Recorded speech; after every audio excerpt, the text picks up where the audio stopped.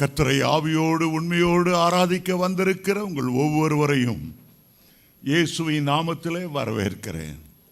நம்முடைய ஆண்டவர் நாம் நினைக்கிறதற்கும் வேண்டிக் கொள்ளுகிறதற்கும் மிக மிக மிக மிக அதிகமாய் நம்மை ஆசீர்வதிக்கிறவர். இன்றைக்கும் உங்களுடைய இருதயத்தின் வேண்டுதலை கேட்டு நிச்சயமாய் கர்த்தர் உங்களை ஆசீர்வதிப்பார். கர்த்தருடைய வார்த்தைக்கு நேராக ஜெபத்தோடு கடந்து செல்லுவோம்.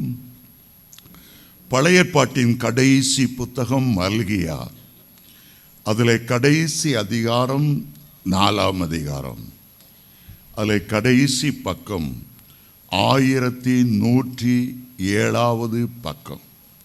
மல்கியா 4ஆம் அதிகாரம் 5ஆம் வசனத்தை இன்றைக்கு தியானிக்க போகிறோம். மல்கியா தீர்க்கதரிசியின் புஸ்தகம் 1007வது பக்கம் 4வது அதிகாரம் 5வது வசனத்தை வாசிக்கிறேன், கேளுங்கள். இதோ கர்த்தருடைய பெரிதும் பயங்கரமான நாள் வருகிறதற்கு முன்னே நான் உங்களிடத்திற்கு எலியா தீர்க்கதரிசியை அனுப்புகிறேன். மீண்டும் வாசிக்கிறேன். இதோ கர்த்தருடைய பெரிதும் பயங்கரமுமான நாள் வருகிறதற்கு முன்னே நான் உங்களிடத்திற்கு எலியா தீர்க்கதரிசியை அனுப்புகிறேன். வேதம் முழுவதிலும் எலியா என்ற வார்த்தை 99 முறை வந்திருக்கிறது. பழைய ஏற்பாட்டில் நிறைய பக்தர்கள், பரிசுத்தவான்கள், ஆபிரகாம், ஈசாக்கு, யாக்கோபு போன்ற முற்பிதாக்கள், பெரிய பெரிய ராஜாக்கள், தாவீது, சாலமோன், பெரிய ராஜாக்கள், நிறைய ஆசாரியர்கள் இருந்தாலும் கர்த்தருடைய வருகைக்கு முன்பாக ஆண்டவர் ஒருவரை இந்த உலகத்துக்கு அனுப்ப விரும்புகிறார். அவருடைய பெயர் எலியா. எலியா என்றால் கர்த்தரின் பலனாய் இருக்கிறார் என்பது அர்த்தமாகும். எலியா என்ற ஒரு தேவ மனிதன் கர்த்தருக்காக பக்தி வைராக்கியமாய் இருந்தார். எலியா நம்மை போல பாடுள்ள மனுஷனாய் இருந்தும் கருத்தாய் ஜெபம் பண்ணினார். எலியா ஒவ்வொரு நாளும் கர்த்தருக்கு முன்பாக நின்ற பழக்கம் இருந்ததினாலே அன்றைக்கு ஆகாப் ராஜா முன்பாக நின்று கர்த்தருக்கு முன்பாக நிற்கிற நான் அவருடைய ஜீவனை கொண்டு சொல்லுகிறேன் என்று சொன்னார். எலியா பக்தி வைராக்கியத்தின் அக்கினியால தன்னை நிரப்பி கொண்டவர். எலியா தன்னுடைய தேசத்தின் பேரிலும் தன் ஜனங்கள் பேரிலும் மிகுந்த பாரமுள்ளவர். உண்மையான ஜீவனுள்ள தேவன் இருக்க, வானத்தையும் பூமியும் படைத்த சர்வ வல்லவர் இருக்க, ஜனங்கள் பாகால் வழிபாட்டுக்கு போய்விட்டார்களே, அந்த பாரத்தினால், அந்த வேதனையினால் கர்த்தரே தேவன் என்று நிரூபிக்க விரும்பினவர். அதற்காகவே 3.5 ஆண்டுகள் மழை பெய்யக்கூடாது என்று கருத்தோடு ஜெபித்தவர். அதற்கு பிறகு மழை பெய்ய விரும்பின போது தன்னுடைய வேலைக்காரனை அனுப்பினார். கையளவு மேகம் எழும்பி வருகிறது, தேசத்தில் ஒரு எழுப்புதல் உண்டாக போகிறது, ஒரு பின்மாறி காலத்து மழையை கர்த்தர் பெய்ய பண்ண போகிறார் என்பதை வைராக்கியத்தோடு அறிவித்தவர். அவர் ஜெபம் பண்ண ஆரம்பித்தார். வேதத்தில் அந்த ஜெபம் 1 நிமிட ஜெபமாயிருந்தாலும் அந்த 1 நிமிட ஜெபத்தில் கர்த்தர் வானங்களை திருத்தினார். திறக்கப்பட்ட வானத்திலிருந்து ஒரு அக்கினி இறங்கினது, இந்த பலிபீடத்தின் மேல் இறங்கினது, செலுத்தின பலியின் மேல் இறங்கினது. எல்லா ஜனங்களும் கர்த்தரே தேவன் என்று முழங்கால்கள் யாவும் முடங்கி நாவுகள் யாவும் திறந்து கர்த்தரை அறிக்கை பண்ணினது. ஒரே நாளிலே ஒரு பெரிய எழுப்புதலை தேசத்திலே கொண்டு வந்தார். ஒரே நாளிலே 850 பாகால் தீர்க்கதரிசிகள் வெட்டி கொலை செய்யப்பட்டார். பாகால் வணக்கத்துக்கு ஒரு முடிவுண்டானது. எங்கு பார்த்தாலும் ஒரே முழக்கம், கர்த்தரே தேவன், கர்த்தரே தேவன், கர்த்தரே தேவன். ஒரு நாளில் அப்படிப்பட்ட ஒரு பெரிய மாறுதலை ஏற்படுத்தின அந்த எலியாவை கர்த்தர் சொல்லுகிறார், என்னுடைய வருகைக்கு முன்பாக உங்கள் மத்தியிலே நான் எலியாக்களை எழும்ப பண்ணுவேன், எலியாக்களை எழும்ப பண்ணுவேன். எலியாவின் ஆவியோடும் பலத்தோடும் என்னுடைய வருகைக்கு ஒரு கூட்டம் உத்தமமான ஜனத்தை ஆயத்தம் பண்ணும்படி நான் எலியாக்களை எழுப்புவேன். தமிழ்நாட்டில் ஏராளமான எலியாக்களை ஆண்டவர் எழுப்ப போகிறார். இந்த ஏலிம் சபையிலே ஏலியாக்களை எழும்ப போகிறார். கர்த்தரே தேவன் என்று நிரூபிக்கும்படி கர்த்தருடைய வல்லமை தேசத்தில் இறங்க வேண்டிய நாட்கள் வந்துவிட்டது. தேசத்தை இதுவரை ஆண்டு கொண்டிருந்த எல்லா இருளின் வல்லமையும் எல்லா நிழலும் விலகி போனது. இனி கர்த்தருடைய பிள்ளைகளுக்கு சொந்தமான நாட்கள் மிக மிக மிக மிக விரைவில் வந்து கொண்டே இருக்கிறது. காலையிலிருந்து மாலை வரைக்கும் பாகாலுக்கும் அவன் தீர்க்கதரிசிகளுக்கும் எலியா நேரம் கொடுத்து கொண்டே வந்தார். அவர்களெல்லாம் பாகாலே பாகாலே என்று கூப்பிட்டு கொண்டிருந்தார்கள். கத்தியால் தங்களை கீறி கொண்டு இரத்தத்தை சிந்தி பாகாலே எங்களுக்கு இறங்கும் என்று விக்கிரகத்தை நோக்கி கூப்பிட்டு கொண்டிருந்தார்கள். இன்றைக்கு இயேசுவின் நாமத்திலே சொல்லுகிறேன், இந்தியாவில் உள்ள பாகால்களுக்கு கர்த்தர் கொடுத்த நேரம் முடிந்து போனது. விக்கிரங்களுக்கு கொடுத்த நேரம் முடிந்து போனது. கர்த்தர் விக்கிரங்களை பூண்டோடு ஒழிய பண்ணுவார். கர்த்தரே தேவன் என்று நிரூபிக்கும்படி இனி எலியாக்களின் நாட்கள் ஆரம்பமாக போகிறது. யார் யார் தங்களை அர்ப்பணித்து நான் ஒரு எலியாவாய் கர்த்தருக்கு எழும்புவேன் என்று அர்ப்பணிக்கிறார்களோ, இன்றைக்கு ஏதோ ஒரு காரியத்தை கர்த்தர் செய்ய போகிறார். இன்றைக்கு கர்த்தருடைய ஆவியானவர் அவர்கள் மேல் பலமாய் இறங்க போகிறார். எலியாவை பயன்படுத்தினது போல இங்கே இருக்கிற ஒவ்வொருவரை ஆண்டவர் பயன்படுத்த விரும்புகிறார். கர்த்தருடைய ஆவியானவர் என் மேல் இறங்கினார், என்னுடைய கையிலே சுகமளிக்கிற வல்லமையை தந்தார், என் ஆவியிலே அக்கினியை தந்தார். நான் கர்த்தருக்காக பெரிய காரியங்களை செய்வேன். இனிமேல் சாதாரண முறையில் தேசத்தை சந்தித்து கொண்டிருக்க முடியாது. ஒரு பேர் 2 பேர் என்று அவர்களை ரட்சிப்புகளை வழிநடத்தி கொண்டிருக்க முடியாது. இனி ஆயிரமான மொத்தமான ஜனங்கள் ரட்சிக்கப்பட போகிறார்கள். ஹல்லேலூயா, ஹல்லேலூயா. பேதுருவின் நாட்களிலே ஒரு பிரசங்கத்திலே 3000, அடுத்த பிரசங்கத்தில் 5000, அடுத்த பிரசங்கத்தில் எண்ண முடியாத திரளான ஜனங்கள் ஆண்டவரிடத்தில் வந்தார்கள். இந்த முன்மாறி காலத்தில் அப்படி செய்திருந்திருப்பார் என்றால், இந்த பின்மாறி காலத்தில் கர்த்தர் எவ்வளவு பெரிய காரியங்களை செய்ய போகிறார். எலியாக்களை ஆண்டவர் கண்கள் தேடுகிறது, சாதாரண ஊழியக்காரர்களை அல்ல. இனி எலியாக்களை போல அக்கினி மயமான வார்த்தைகளினாலே இந்தியருடைய ஒவ்வொரு நாவுகளும் கர்த்தரே தெய்வம் என்று அறிக்கையிடும்படி, இந்தியா தேசத்தில் உள்ள ஒவ்வொரு முழங்கால்களும் கர்த்தருக்கு முன்பாக முடங்கும்படி அப்படிப்பட்டவரை ஆண்டவர் தெரிந்தெடுக்க விரும்புகிறார். ஹல்லேலூயா. நாம் வாழ்கிற இந்த காலம் இது கிருபையின் காலம், இது பின்மாரியின் காலம். இந்த காலம் ஆவியானவருடைய காலம்.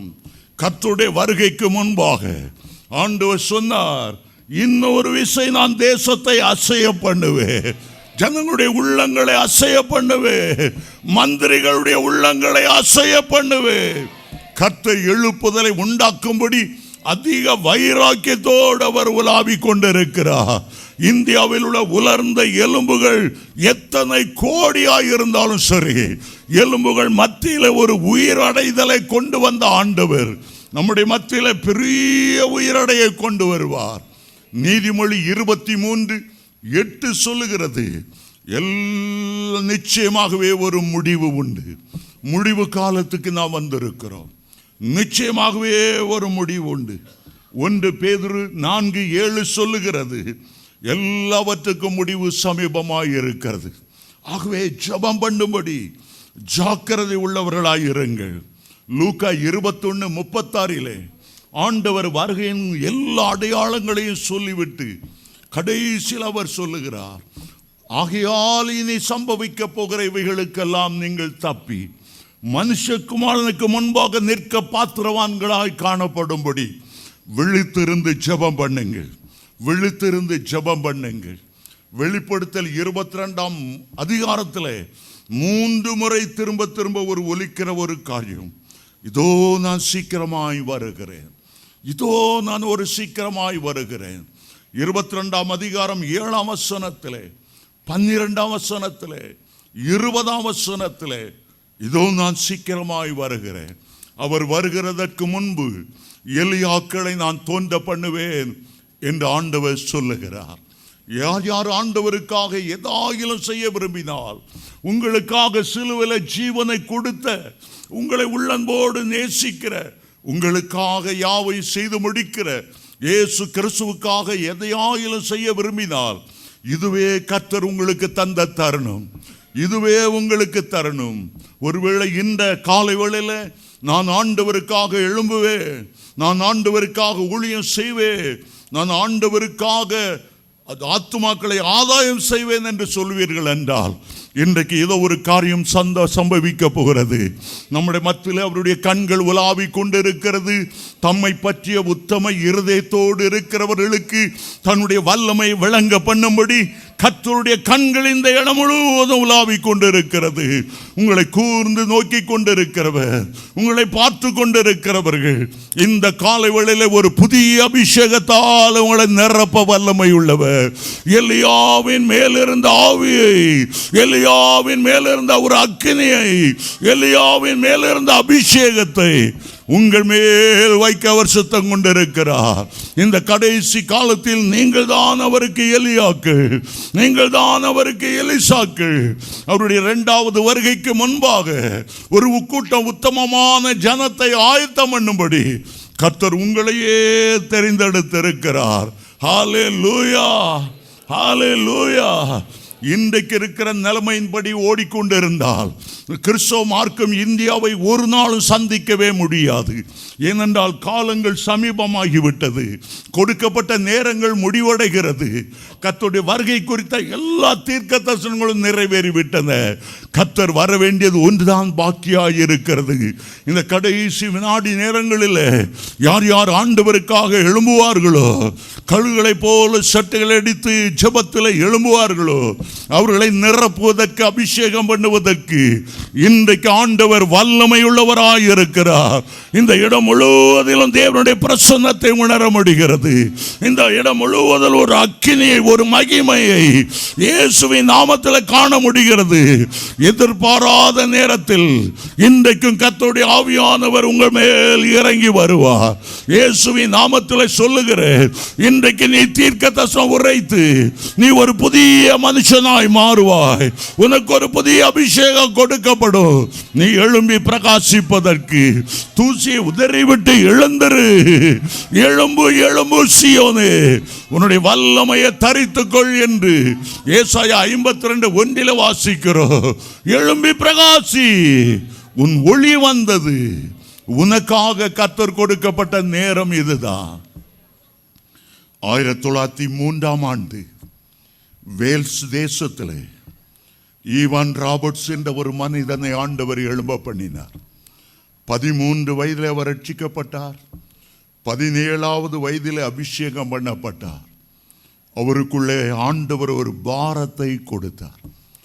எலியாவுக்குள்ள கொடுத்த ஒரு பாரத்தை கொடுத்தது போல அந்த பாரத்தை அவருடைய உள்ளத்தில் வைத்தார். இந்த வேல்ஸ் தேசம் எழுப்புதல் அடையணுங்கிற ஒரு பாரம்.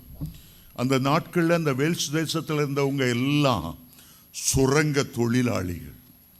சுரங்கத்தில் 24 மணி நேரம் வேலை செய்வார்கள். 3 ஷிஃப்ட், 2 ஷிஃப்ட்.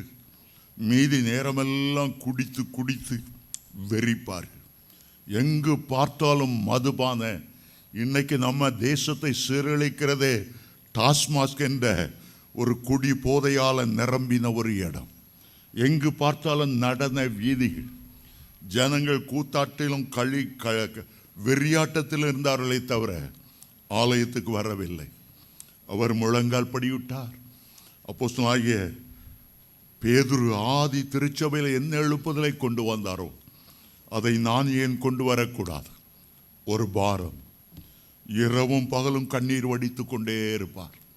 எங்களுடைய தேசம், எங்களுடைய மக்கள் பாதாளத்துக்கு போவார்கள். நீர்தானே எங்களை உண்டாக்கினவர். கண்ணீரோடு ஜெபம் பண்ணுவார். தாயார் காலையில் பிரேக்ஃபாஸ்டை கொண்டு வந்து வைப்பார்கள். சாப்பிடுமானே, 3-4 நாளாக சாப்பிடலையே, ஒன்றுமே சாப்பிடலையே, இந்த காலை டிஃபனாவது சாப்பிடுங்க, அம்மா தொந்தரவு பண்ணாதுங்க, நான் நேரம் கிடைச்சா நான் சாப்பிட்றேன், வச்சுட்டு போங்கம்மா. அழுவார் அழுவார். எங்களுடைய தேசத்தை சந்தியும், எங்களுடைய தேசத்தை சந்தியும். மத்தியானம் வரும், தாயார் சாப்பாடை கொண்டு வருவார்கள். காலையில் உள்ள சாப்பாடு அப்படியே இருக்கமானே, கொஞ்சமாச்சும் சாப்பிடு, உனக்கு ஜெபிக்கவாவது உனக்கு பலன் கிடைக்கும், அம்மா வச்சுட்டு போங்க. நம்முடைய தேசத்து மக்கள் ஆண்டவருக்கு சொந்தமாகணும், கல்வாரி இரட்சகரை அறிந்து கொள்ளணும். மதிய சாப்பாடு அப்படி இருக்கும், ராத்திரியும் சாப்பாடு கொண்டு வைப்பார்கள். பல நாட்கள் அழுதார், பல நாட்கள் அழுதார். ஒரு நாள் எதிர்பாராத ஆண்டவருடைய வல்லமை இறங்கினது. இந்த ஞாயிற்றுக்கிழமை ஆலயத்தில் போய் பிரசங்கி என்று சொன்னார். அந்த போதரை பார்த்து சொன்னார், ஆண்டவர் சொல்லுகிறார், நான் பிரசங்கிக்கலாமா? இந்த போதர் சொன்னார், இருக்கிறதே 10 பேர், சபையில் ஒருத்தருமே இல்லை, தாராளமாய் வந்து பேசு. அவர் வந்தார், ஒரு 10 நிமிடம் பேச ஆரம்பித்தார். 10 நிமிடம் தான் பேசினார். அந்த ஈவான் ராபர்ட்ஸ் என்ற 17 வயது அந்த வாலிபன். 10 நிமிடங்கள் ஆகவில்லை, வானங்கள் திறந்து ஒரு அக்கினி விழ ஆரம்பித்தது. 7:30 மணிக்கு அக்கனை விழுந்தது என்றால் கூட்டத்தை முடிக்கிறதுக்கு 12 மணி, 1 மணி இரவு ஆனது. அவ்வளோ பெரிய ஆண்டவர் அபிஷேகித்தார். அவர்கள் எல்லாரும் சொன்னார்கள், ஐயோ எங்கள் அண்ணன் தம்பி வரலையே, ஐயோ எங்கள் ஃப்ரெண்ட்ஸ் வரலையே, நாளைக்கும் கூட்டம் நடத்துங்கள். அடுத்த நாள் 500 ஆனது. அதுக்கடுத்த நாள் 1000, 2000, 3000. ஒரு 6 மாதத்துக்குள்ளாக 1,50,000 பேர் ரட்சிக்கப்பட்டார். அங்குள்ள அவ்வளவு மதுக்கடைகளும் மூடப்பட்டது, அவ்வளவு நாடக கொட்டைகளும் மூடப்பட்டது. தொழிலாளிகள், சுரங்கத்தில் வேலை செய்தவர்கள் அங்கங்கே ஜபக்குழுக்களை ஆரம்பித்தார்கள். ஒரு பயங்கர எழுப்புதல் உண்டானது, பயங்கர எழுப்புதல். ஒரு தனி மனிதனாக அந்த தேசத்தையே அசைத்தார்.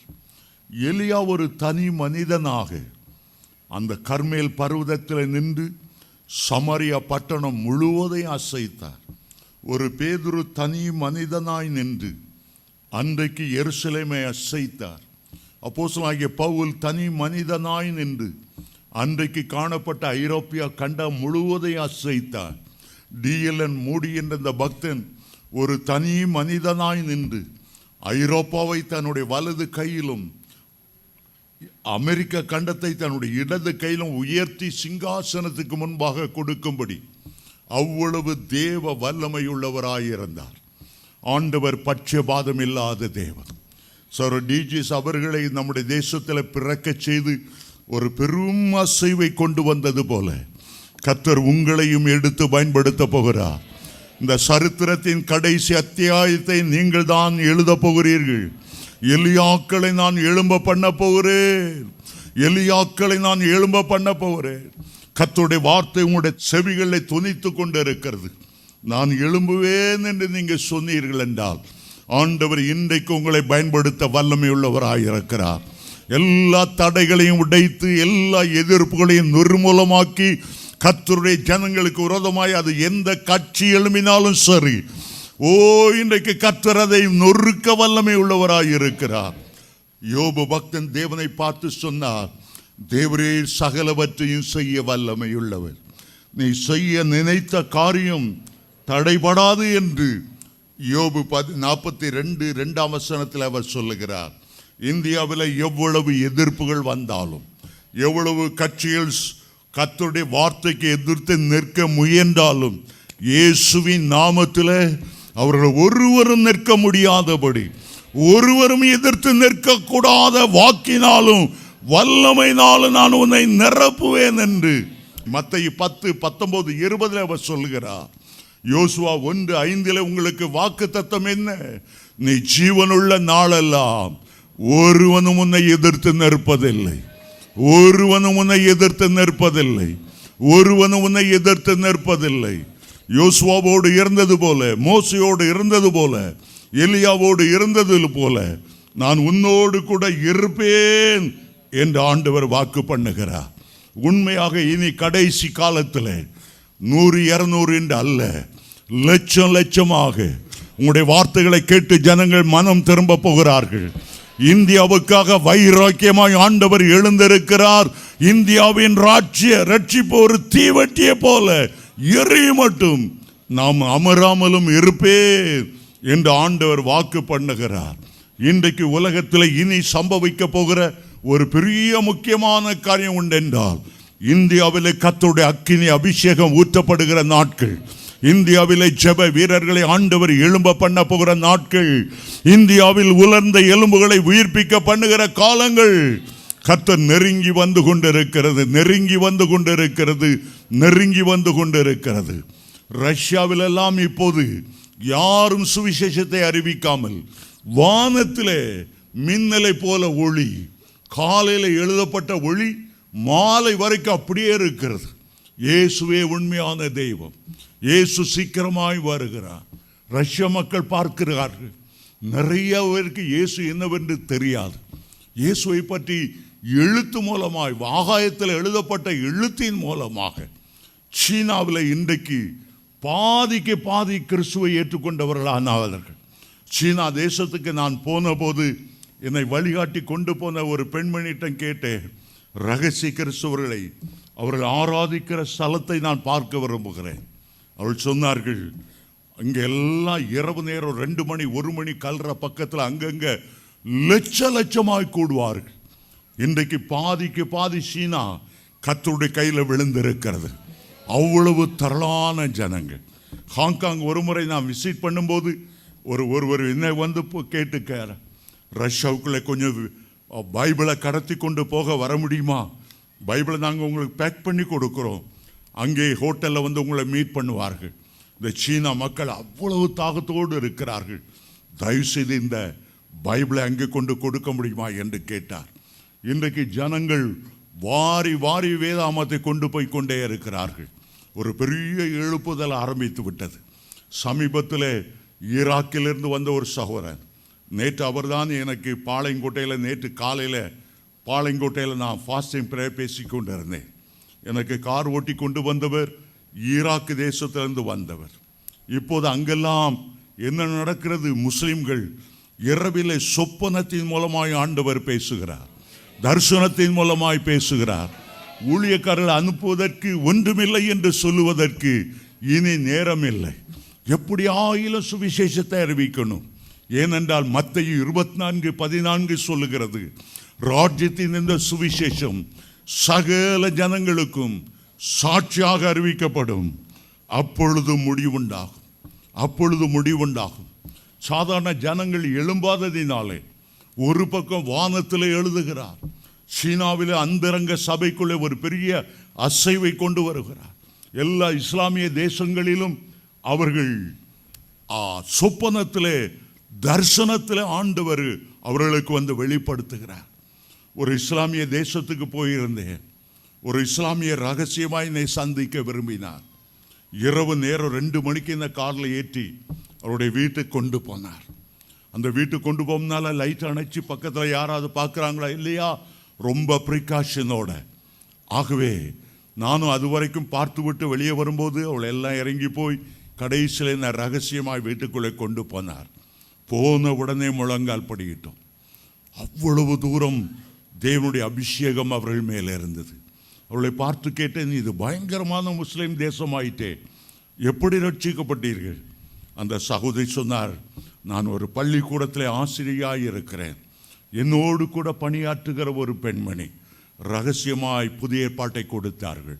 அதை வாசிக்கும் போது கர்த்தர் என்னுடைய கண்களை திறந்தார். நானும் என்னுடைய கணவன் என் பிள்ளைகள் எல்லாம் ரட்சிக்கப்பட்டு அபிஷேகம் பண்ணப்பட்டு இருக்கிறோம் என்று சொன்னார்கள். எவ்வளோ பெரிய சந்தோஷம், எவ்வளோ பெரிய சந்தோஷம். சமீபத்தில் பென் ஸ்கூலில் பேச போனேன். அங்கே ஒரு முஸ்லீம் பெண்மணி சொன்னார்கள், ஐயா உங்களை போல சர்ச்சில் வந்து என்னால் ஆராதிக்க முடியல. நான் இந்த ஸ்கூலில் வந்தான் இயேசுவை ஏற்றுக்கொண்டேன். என்னுடைய பாத்ரூமை திறந்து டேப்பை திறந்து அதில் முழங்கால் படிட்டு என்னுடைய கணவனுக்கு தெரியாமல் வேலைக்கு போன பிறகு மணிக்கணக்காய் ஜெபம் பண்ணுகிறேன். கர்த்தருடைய அபிஷேகம் என் மேல் இருக்கிறது. எண்ணற்ற காரியங்கள். எக்மூரில் ரயில்வே ஸ்டேஷனில் நின்று டிராக்டை கொடுத்து கொண்டு இருந்தேன். ஒரு முஸ்லிம் பையன் ஓடி வந்தார். அண்ணே பைபிள் இருந்தால் கொடுங்க, புதிய ஏற்பாடு இருந்தால் கொடுங்க. நான் சொன்னேன் உன்னுடைய விலாசத்தை கொடு, உடனே அனுப்பி வைக்கிறேன். சொன்னான் வீட்டுக்கு அனுப்பிடாதுங்க, நான் முஸ்லிம் குடும்பம், இயேசுவை ரொம்ப ரொம்ப நேசிக்கிறேன், அவரை அபிஷேகம் பண்ணி இருக்கிறார். எவ்வளவு ரகசிய கிறிஸ்தவர்கள், எவ்வளவு ரகசிய கிறிஸ்தவர்கள். கர்த்தருடைய வருகைக்கு முன்பாக ஒன்றை மறந்து விடாதுங்க. நீங்கள் மௌனமாய் இருந்தால் கர்த்தருடைய சுவிசேஷத்தை கர்த்தர் வேறு யாரையும் கொண்டாகிலும் செய்வார். அதைத்தான் எஸ்தரை பார்த்து மொர்தெகாய் சொன்னார், இது மௌனமாய் இருக்க வேண்டிய காலம் அல்ல. நீ மௌனமாய் இருந்தால் வேறொரு இடத்திலிருந்து கர்த்தர் ரட்சிப்பை எழும்ப பண்ணுவார். அப்போது நீ உன்னுடைய தகப்பன் வீட்டாரும் அழிந்து போக வேண்டிய ஒரு நேரம் வரும். சுவிசேஷத்தை இன்றைக்கு உங்களுடைய கையில் ஆண்டவர் தருகிறார். அதற்கான அபிஷேகத்தை தருகிறார். உங்களுடைய கைகளோடு தன்னுடைய கைகளை இணைத்து சுகமளிக்கிற வல்லமையை தர விரும்புகிறார். அப்போஸ்தலனாகிய பவுலின் கைகளை கொண்டு விசேஷித்த அற்புதங்கள் செய்தவர் உங்களுடைய கைகளை கொண்டு விசேஷ அற்புதங்களை செய்ய அவர் வல்லமையுள்ளவராய் இருக்கிறார். இந்த ஒரு முறை பூமியிலே பிறந்து நீங்கள் வாழ்ந்து சுவிசேஷத்தை ஏற்றுக்கொண்டீர்கள். பரிசுத்த ஆவியால் அபிஷேகம் பண்ணி இருக்கிறார். நீங்கள் எலியாக்களை போல ஆண்டவருக்கு முன்பாக எழும்ப வேண்டும் என்று அவர் விரும்புகிறார். வேதம் சொல்லுகிறது, வெளிப்படுத்தல் 14ஆம் அதிகாரத்தில் ஆண்டவர் இனி சாதாரணமான முறையில் அல்ல, 6ஆம் வசனம் சொல்லுகிறது, தேவதூதனை எழுப்பி, அங்கே ஒரு தேவதூதன் எழும்புகிறான். வெளிப்படுத்தல் 14:4 அவன் நித்திய சுவிசேஷத்தை உடையவனாயிருந்து. தேவதூதர் கையில் ஆண்டவர் இதுவரை சுவிசேஷத்தை ஒப்பு கொடுக்கவில்லை. ஆனால் கடைசி நாட்கள் வரும்போது அந்த தேவதூதர்கள் கூட அந்த சுவிசேஷத்தை அறிவிக்க விருப்பப்படுவார்களாம். அந்த வசனத்தை வாசியுங்கள். வெளிப்படுத்தின விசேஷம் 14ஆம் அதிகாரம் 6ஆம் வசனம். பின்பு வேறொரு தூதன் வானத்தின் மத்தியிலே பறக்க கண்டேன். அவன் பூமியில் வாசம் பண்ணுகிற சகல ஜாதிகளுக்கும், கோத்திரத்தாருக்கும், பாஷைக்காரருக்கும், ஜன கூட்டத்தாருக்கும் அறிவிக்கத்தக்க நித்திய சுவிசேஷத்தை உடையவனாயிருந்து மிகுந்த சத்தமிட்டு தேவனுக்கு பயந்து அவரை மகிமைப்படுத்துங்கள். அவர் நியாய தீர்ப்பு கொடுக்கும் வேளை வந்தது. வானத்தையும் பூமியும் சமுத்திரத்தையும் நீரூற்றுகளையும் உண்டாக்கினவரையே தொழுது கொள்ளுங்கள் என்று கூறினார். மனுஷரை நம்பிக்கொண்டிருப்பதில்லை. நம்ம ஆண்டவருக்காக எழும்பாமல் போனால், ஆண்டவரே என்னை எலியாவை போல எழும்ப பண்ணும். அன்றைக்கு ஏசாயா ஒப்பு கொடுத்தார், ஆண்டவரே அடியேன் இருக்கிறேன், அடியேனை அனுப்பும். நீங்கள் உங்களை ஒப்பு கொடுப்பீர்கள் என்றால் ஆண்டவர் உங்களை பயன்படுத்துவார். கர்த்தருடைய ராஜ்யத்துக்கு போவதற்கு முன்பு கர்த்தருக்காக பெரிய காரியங்களை செய்துவிட்டு கடந்து போக தீர்மானியுங்கள். அருமையான தேவனுடைய பிள்ளைகளே, இந்தியாவை ஆண்டவர் சந்திக்கிற நேரம் வந்துவிட்டது. ஹல்லேலூயா, ஹல்லேலூயா. நீ கூப்பிடாதிருந்தால் இந்த மச்சி கூப்பிடும், இந்த கற்கள் கூப்பிடும். பர்சை சசேரை பார்த்து சொன்னார், இந்த பாலகரை நீ தடுக்க முயன்றால் நீ அந்த தடுக்க முடியாது. ஓசனா எங்கும் முழங்குகிற காலம் வந்துவிட்டது.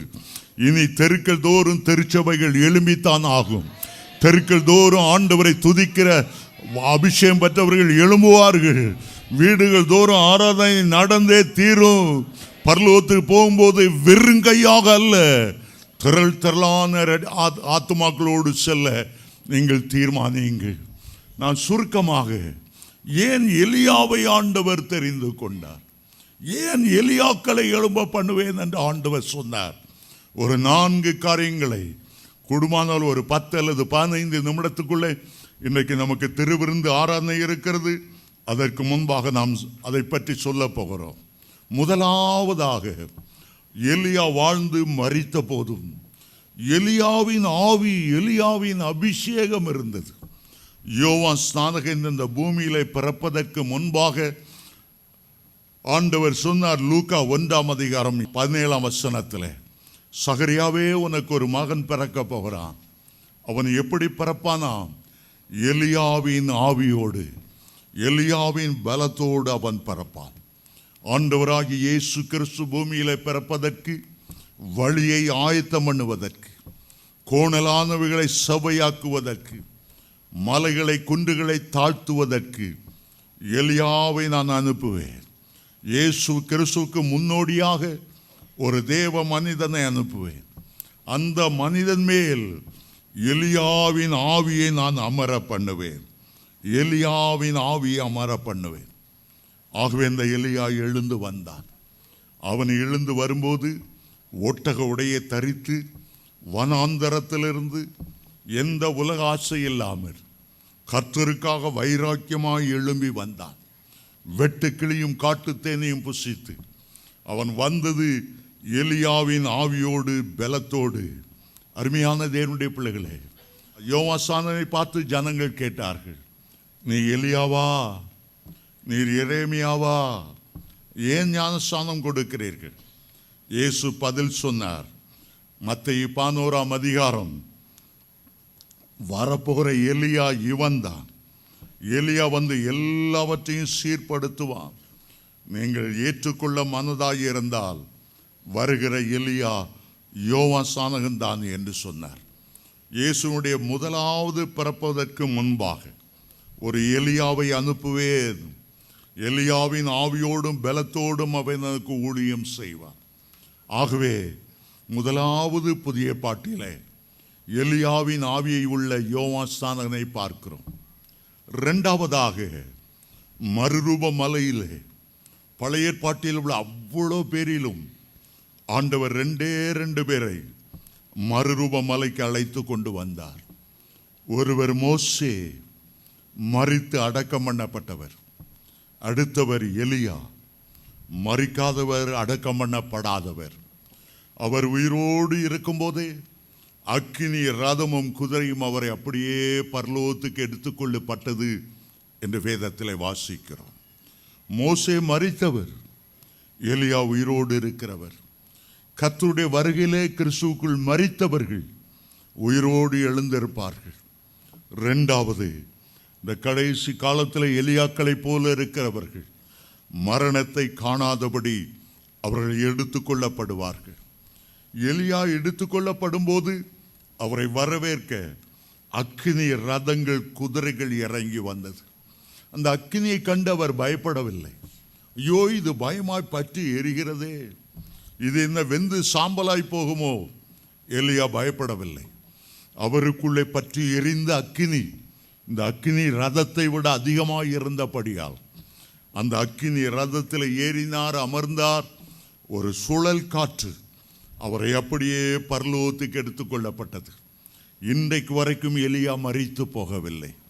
இன்றைக்கு வரைக்கும் அவர் அடக்கம் பண்ணப்படவில்லை. கர்த்தர் இன்றைக்கும் எலியாவை நம்முடைய மத்தியிலே ஆண்டவர் வைத்திருக்கிறார். ஆமென்.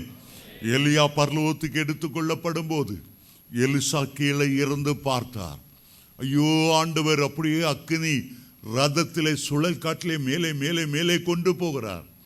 கீழே இருந்து அவருடைய சிஷ்யனாகிய எலிசா பார்த்து கதறினார், என் தகப்பனே, என் தகப்பனே, இஸ்ரவேலுக்கு ரதமும் குதிரை வீரருமாய் இருந்தவரே, உம்மை போல ஒரு மனுஷன் எழும்பணும்ப்பா. பாகால் தீர்க்கதரிசிகளை சவால் விட உம்மை போல ஒரு தகப்பனுடைய அபிஷேகத்திலே நம்முடைய மத்தியில் எழும்பணும். கீழே இருந்து அலறி புலம்பி சொல்லினார். அந்த அக்கினி ரதத்தை பார்த்து அலறினார். ஆம் தேவ பிள்ளைகளே, எலியா ஒரு அக்கினி ரதம், எலிசா ஒரு அக்கினி ரதம். எலிசாவை பாதுகாப்பதற்கு சமாரியா மலை நடுங்கிலும் ஆண்டவர் அக்கினி மயமான ரதங்களாலும் குதிரைகளினாலும் நிரப்புவார். அதனுடைய அர்த்தம் என்ன? ஏன் இந்த மலை முழுவதும் அக்கினி ரதங்களும் குதிரைகளும் நிரம்பி இருக்கிறது? என் பிள்ளைகளை நான் அக்கினி ஜுவாலையாய் மாற்றுவேன். நான் பூமியிலே அக்கினியை போட வந்தே இப்பொழுதே பற்றி எறிய வேண்டும் என்று விரும்புகிறேன். எலியா என்றால் அக்கினி ரதம் என்று அர்த்தம். இன்றைக்கு உங்களுக்குள்ளே அக்கினி அபிஷேகம் இருக்கும் என்றால் கர்த்தர் உங்களை எலியாவை போல எழும்ப பண்ணுவார். மத்தேயு 3:11 சொல்லுகிறது, கர்த்தர் உங்களை பரிசுத்த ஆவினாலும் அக்கினியாலும் ஞானஸ்நானம் கொடுக்கிறவர். அக்கினி போன்ற சோதனைகளிலே சாத்ரக் மேஷக் அபேத்நேகோவோட உலாவின கர்த்தர் இன்றைக்கு உன்னோடு கூட உலாவுவார்.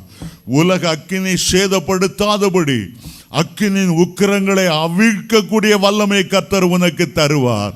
ஹல்லேலூயா, ஹல்லேலூயா. நீ தண்ணீர்களை கடக்கும் போது நான் உன்னோடு கூட இருப்பேன். ஆறுகள் உண்மையில் புரளுவதில்லை. அக்கினியில நடக்கும் போது நீ வேகாதிருப்பாய். அக்கினியில நடக்கும் போது நீ வேகாதிருப்பாய். தானியேல் 7:9 சொல்லுகிறது, ஆண்டவருடைய சிங்காசனம் அக்கினி மயமான சிங்காசனம். அந்த சிங்காசனத்தின் சக்கரங்கள் எல்லாம் அக்கினி மயமாயிருந்தது.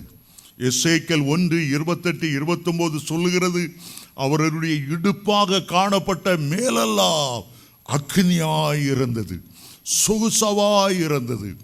அவர்தான் உன்னை ஆவியாலும் அக்கினியாலும் அபிஷேகம் பண்ணினவர். இன்றைக்கு ஏதோ ஒரு காரியம் செய்ய போகிறார். ஹல்லேலூயா. உன்னை அக்கினியால நிரப்பும்படி. எலியாவின் ஆவி இன்றைக்கு மங்கி போய்விடவில்லை. எலியாவின் அபிஷேகம் குறைந்து போகவில்லை. அன்றைக்கு யோவான் மேல் இருந்தது. 2வது மறுரூப மலைக்கு ஆண்டவர் அதே எலியாவை காண்டவர் அழைத்து கொண்டு வந்தார். 2வது வருகைக்கு முன்பாக அந்த அக்கினி உங்கள் மேல் இறங்க போகிறது. இது உங்களுடைய நேரம். இனி கடைசி காலத்தில் எலியாக்களை போல இருக்கிறவர்கள் பாவம் தங்களில் நெருங்காதபடி, சோதனை அவர்களை மேற்கொள்ள முடியாதபடி, இனி அவர்கள் எழுந்து எழுந்து விழுந்து விழுந்து எழும்பாதபடி அக்கினியால இடைகட்டுவார். சோர்ந்து போகிறவனுக்கு அவர் பலன் கொடுத்து பரிசுத்த ஆவியின் வல்லமையினால் உன்னை இடைகட்டுவார்.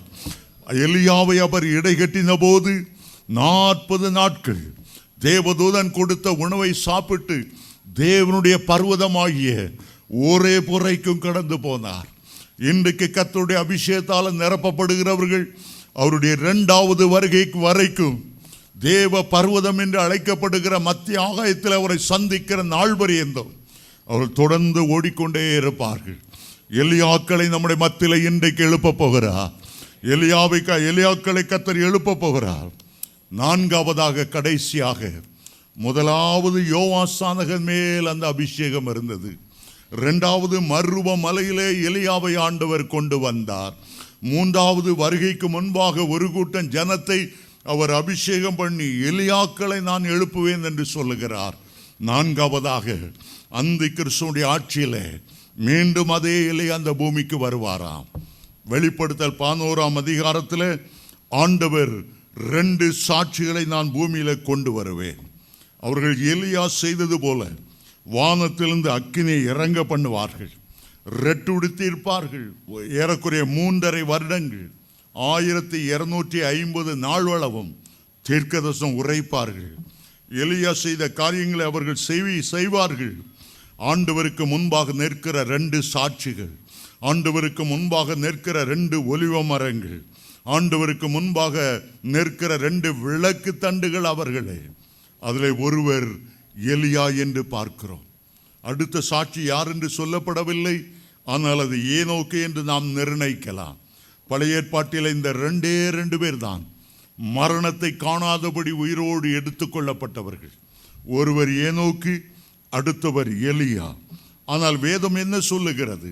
எபிரேயர் 9:27 ஒரே தரம் மரிப்பதும் பின்பு நியாய தீர்ப்படைவதும் மனுஷருக்கு நியமிக்கப்பட்டிருக்கிறது. இந்த 2 பேர் மரணத்தை காணாதபடி எடுத்துக்கொள்ளப்பட்டபடியால் வேத வாக்கியம் நிச்சயமாய் நிறைவேற வேண்டும். வானமும் பூமி ஒளிந்து போனாலும் கர்த்தருடைய வார்த்தைகள் ஒளிந்து போவதில்லை. ஆகவே இந்த 2 பேரும் மரணத்தை ருசி பார்க்காமல் கடந்து போனபடியால் மரிப்பதற்காக அந்த கிறிஸ்துவுடைய காலத்தில் அவர்கள் பிறப்பார்கள்.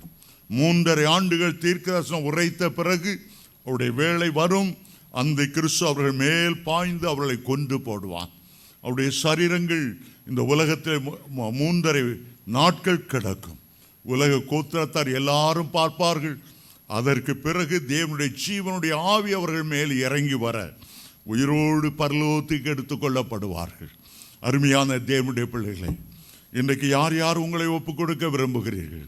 நான் எலியாவை போல கர்த்தருடைய வருகைக்கு ஜனங்களை ஆயத்தப்படுத்துவேன். ஒரு கூட்டம் உத்தமமான ஜனங்களை கர்த்தருடைய வருகைக்காக எப்படியாயில் கொண்டு வரும்படி என்னை நான் அர்ப்பணிக்கிறேன். கர்த்தர் என்னை கொண்டு வரங்களும் வல்லமையும் கிரியை செய்யும்படி, என்னை கொண்டு லட்சம் லட்சமான மக்களை அசைய பண்ணும்படி, எங்கே அந்த காலத்தில் ஈவான் ராபர்ட்ஸை பயன்படுத்தின ஆண்டவர் ஏன் என்னை பயன்படுத்துவார்? ஏன் என்னை பயன்படுத்த மாட்டார்?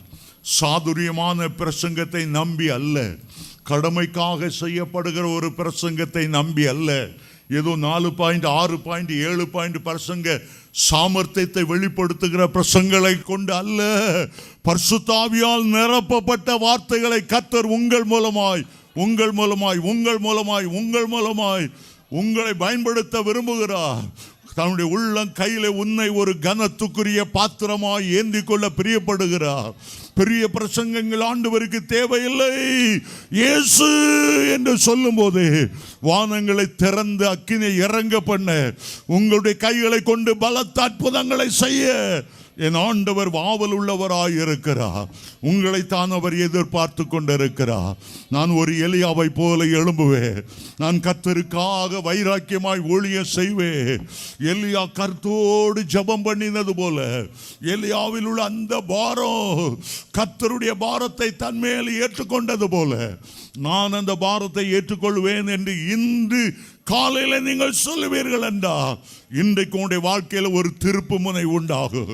சாதாரணமான உன்னை கொண்டு அசாதாரணமான காரியங்களை செய்யும்படி கர்த்தர் வைராக்கியம் உள்ளவராக இருக்கிறார். எந்த மனுஷனையும் பயன்படுத்த ஆண்டவரால மொழியும்.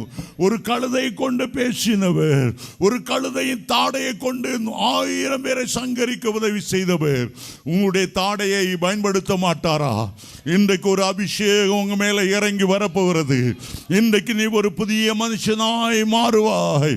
எலியாவின் மேல் உள்ள ஆவியை, வல்லமையை, வைராக்கியத்தை இன்றைக்கு உங்கள் மேல் வைக்க அவர் வல்லமை உள்ளவர்.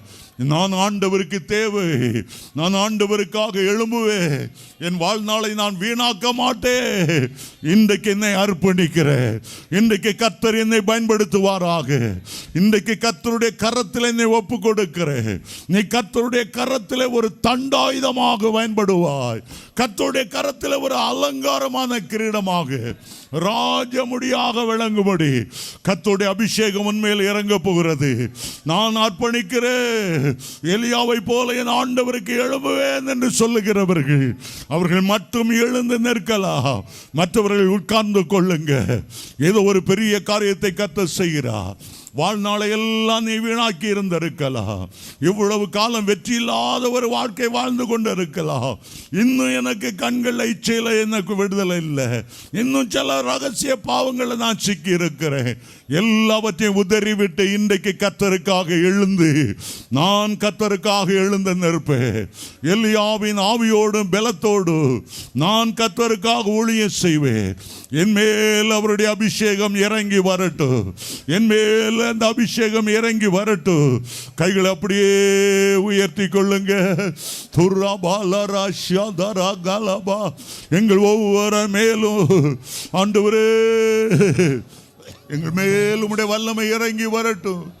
கேட்கிற எவனும் பெற்றுக்கொள்ளுகிறான். கேட்கிற எவனும் பெற்றுக்கொள்ளுகிறான். அக்கினி அபிஷேகத்தை பெற்றுக்கொள்ளுகிறான். ஆவியின் வரங்களை பெற்றுக்கொள்ளுகிறான். இன்றைக்கு தேவனுடைய மகிமையை நீ காண்பாய். நீ விசுவாசித்தால் கைகளை தட்டி ஆண்டவரை மகிமைப்படுத்தி சொல்லு.